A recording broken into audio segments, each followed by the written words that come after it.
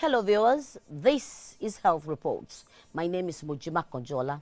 Poverty, ignorance, system failure, and cultural beliefs are associated with poor health outcomes is the focus in this special edition of Health Reports, as we bring to life the true face of maternal and infant mortality, a scourge that is yearning for improved health intervention in pregnancy-related complications and sometimes death.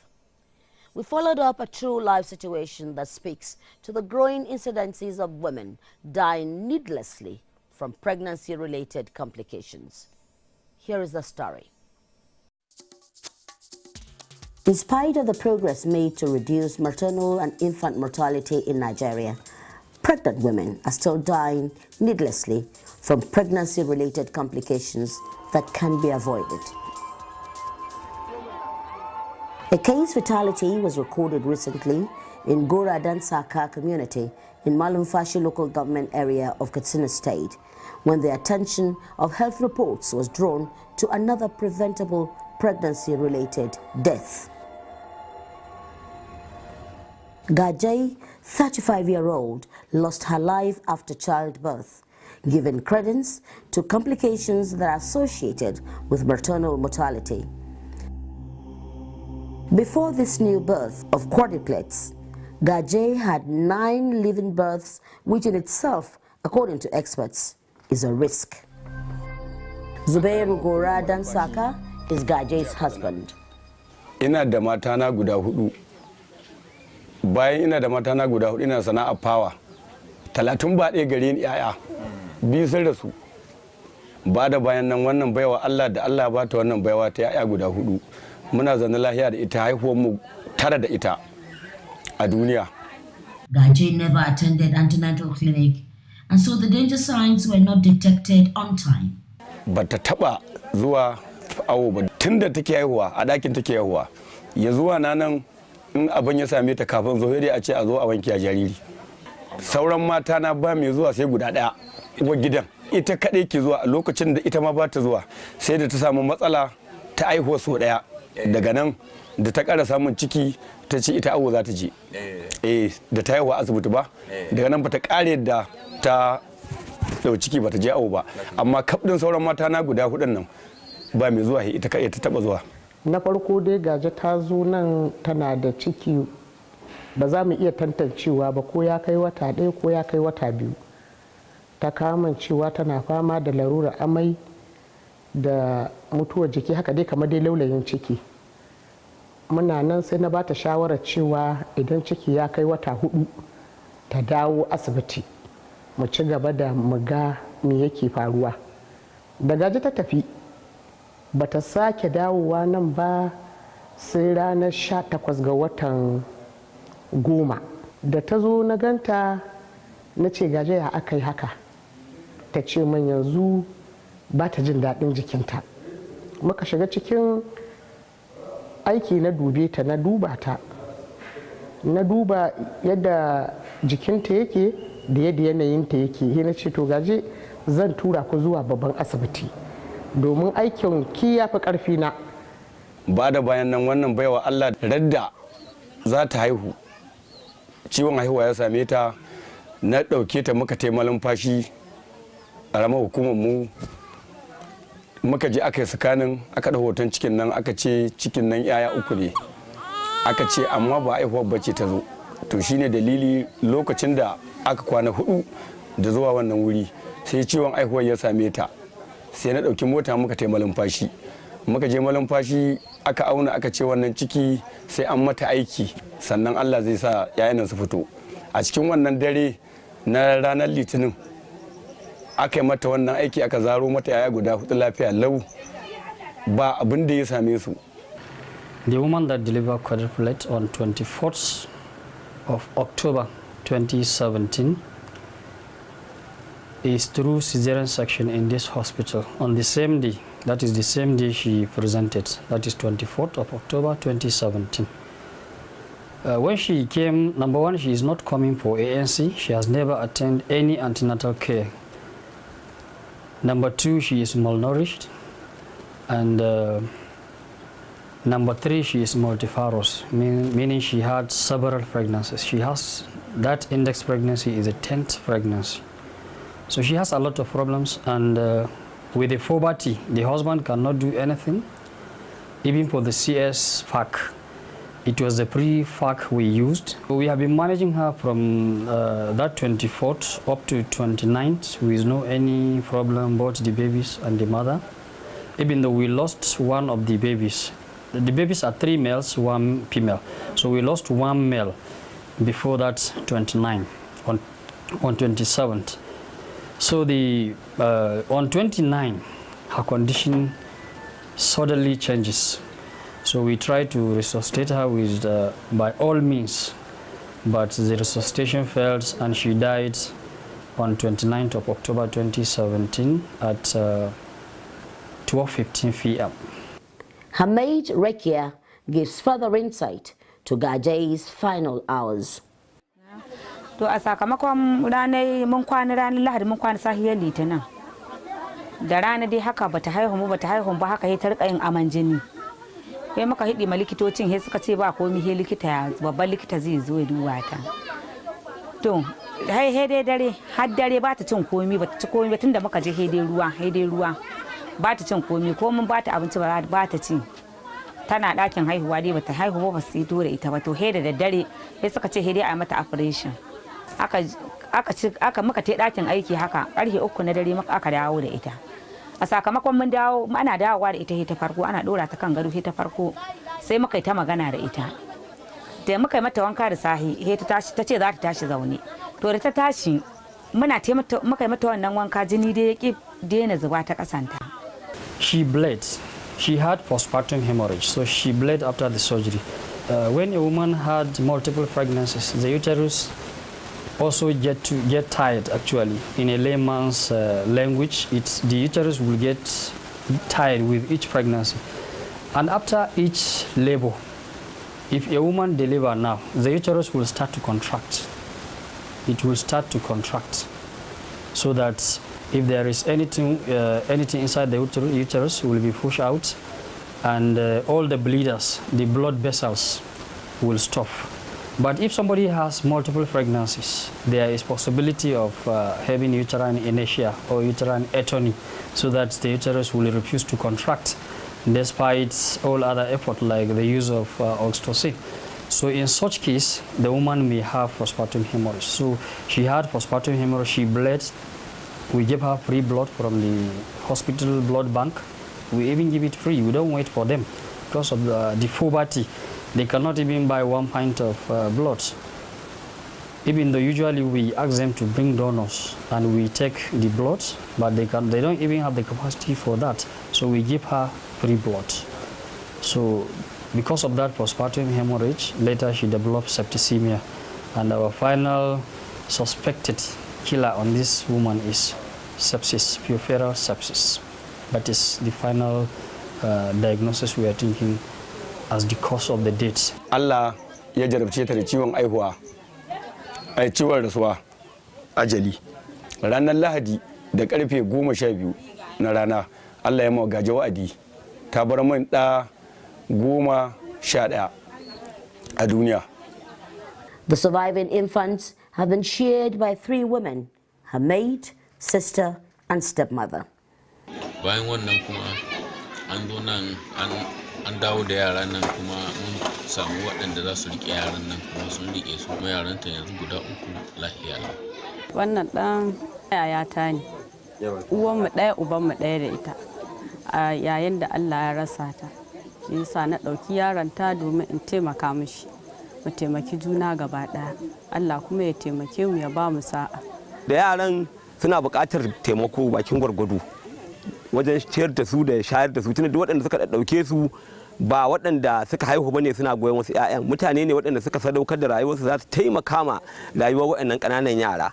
Dan ɗaya ma babban matar Zubairu wadda ake kira da suna Rakiya, shekarar ta 5 bata haihu ba, amma saboda tausayin wannan yaro guda ɗaya ta yi amfani da magungunan gargajiya, mama ya samu mata ta ɗauki guda ɗaya. As at the time of this report, the Katsina state government has sent an assessment team to the village, and health reports caught up with them. I came from the Department of Girl Child Education and Child Development as instructed by the SA to come and condole the family of the deceased mother of these children and to assess their situation.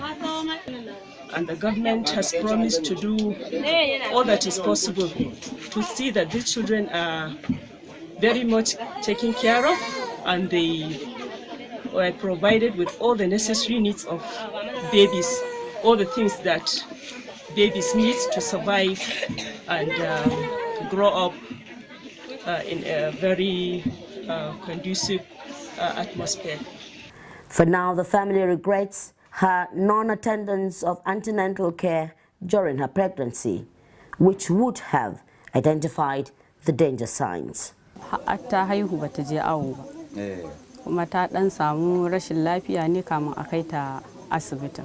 Bayan sun je asibitin ne aka faɗi mata yaranta guda 3 a ciki. Lokacin da kuma aka kai ta haihuwar sai aka yi mata aikin da aka ciro mata 'ya'ya guda 4. Mun yi mamaki kwarai da gaske da muka ga 'ya'ya 4 an ciro an bamu. Kuma da mu ba mu san guda 4 bane ba. Can daga baya tana da yara guda 3 da first born nata da second da duk inda ta samu cikin nan tana zuwa awo. Wani lokaci ma wuri na za ta zo in ba ta kudin mota ta tafi ta awon in ta zo ta kudi mijinta ya rufa da kudin to a rigare ni. To amma daga nan da ta yi wannan auren na nan ban sani ba shin ba ta son zuwa ne laihinta ne ko laihin mijinta ne ban san daidai ba. In Allah ya daga wannan karan an gama yin haihuwa a gidana ba tare da an je awo ba da izinin Allah. Medical experts allude her death to poverty, ignorance, and system failure. My advice, the first advice is to the husbands, because most of these issues, most of these problems are caused by the husbands. In this area where you see somebody who doesn't have a means of 5,000 a month, but he has 4 wives, 20, 30, 40 children. So how do you expect him to take care of these children? Talk less of antenatal care. So most of them, they stop the pregnant women from attending ANC. Directly, they will tell them if they even go to ANC, they shouldn't come back to their house, meaning they have divorced them. So I think the most important is for the husband to understand that they don't even have this right to stop their pregnant women from attending the ANC. So it's better for them to understand that, improve the ANC care. Because if you allow your wife to be going to the ANC, in fact, most of them, they will not even come with complications. From our experience here, if somebody is attending ANC, we will know what to do early, even if there is problem. Like this one now, if we know she have these quadruplets during her ANC, assuming she's coming for ANC, we will start preparing her before even this one, before she even become term. But now she's already pregnant, malnutrition, no ANC, so she has so many problems, and even with sepsis before the theater. So I think number 1 is to allow these women to be going to ANC. Number 2, to be able to be feeding these wives with adequate diet, balanced diet, because that will assist the woman in all means, both the woman, both the mother and the baby inside the uterus. And number 3, somebody should also try to be able to get a source, where he can be feeding these pregnant women and children. Dr. Lola, we have a pathetic case here. We've lost another mother needlessly. Looking, with deep sense of regrets, what would you think would have caused it? When I read it on the WhatsApp page and the role you have been playing, I was quite impressed. But it's a failure of me, you, a system failure. The story was quite pathetic. The woman, I gathered, went to antenatal clinic for once. Why didn't the nurse follow her up in a small community? She should have followed her up. Why did she default and not coming back? Is it that the husband prevented her, or that she couldn't find the money to go? That's one thing, on the fault. Was the facility opened 24 hours is another question. I gathered from the story on the WhatsApp page that the woman, the nurse, lives in Malumpashi. That means she's not there 24 hours. It's a system failure of one of us. Public health facility is expected to be open 24 hours. It's a place that you go and receive care 24 hours, not just during the daytime, because things happen in the night. So if you look back, the system failed GAJE, that's me, you, every one of us, by not ensuring that the primary health care runs for 24 hours. The system failed GAJE by not tracing her. When she came once, she's delivered about 10 times. She didn't come back after one visit. She didn't. She wasn't followed up. Another failure in the system is that I know Katsina State has done a lot on NMC, maternal and child health. Where are the community people we trained to ensure people visit a facility? Where are they? What exactly are we doing? Are our programs not sustainable? It's another question. So I've not been myself reading that WhatsApp page. I just decided that too many questions for me, which I don't have an answer. These pregnancy-related deaths can be avoided. Dr. Lolama Bogunje prefers the way forward. A functional primary health care system, adequately staffed, adequately equipped with drugs, key to it. Number two, creating awareness on childbirth spacing for every woman, making them understand the danger of having delivery that is about 10 or less. Delivering 10 times will have more of GAJEs every day in our hands. They need to be, and then for them to embrace childbirth spacing method or family planning, as they will call it on other places. It's important. It reduces maternal mortality, it reduces child mortality and infant mortality, and I stand for it for every woman that wants it. We need to also create awareness on and attending antenatal, and also for women to have attendance during delivery, skilled birth delivery. But key to it all is that after each death, we need to do an audit. Why did that person die? I would advocate the community must see it. What happened, what led to the death, so that it will not repeat itself. We cannot stop that death, but we can improve on the life of everyone by sitting. Now we're able to sit, we are now picking points on GAJE. Every death should be done that way. The ward may and one must sit with his community. The councillor must be there, and the women leader must be there to understand what led to this woman's death and how can we prevent further reoccurrence. If we've been doing that, we will have the case of defaulters being traced immediately. We'll have women who have delivered one after the other, embracing, have information and family planning. It's important. Across the nation, every death, particularly maternal death, must be investigated. Experts advocate for maternal mortality audits to stem the tide of these preventable deaths, such as GAJEs, as she lies in her lonely grave alongside her dead son. This story continues as we track the lives of our surviving children, Abdul Kadri, Saidu, and Habiba.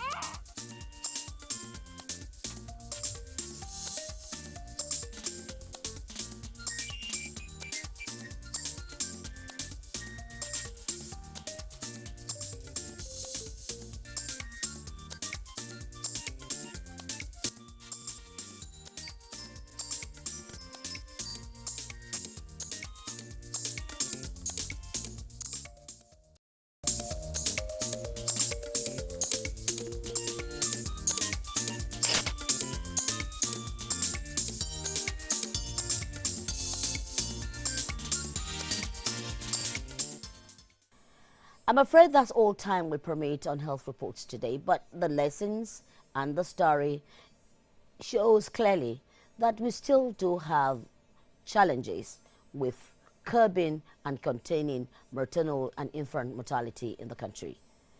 It's the responsibility of all of us to ensure that pregnant women around you visit antenatal clinic whilst they are pregnant, so that any complication, can be addressed on time to save more lives.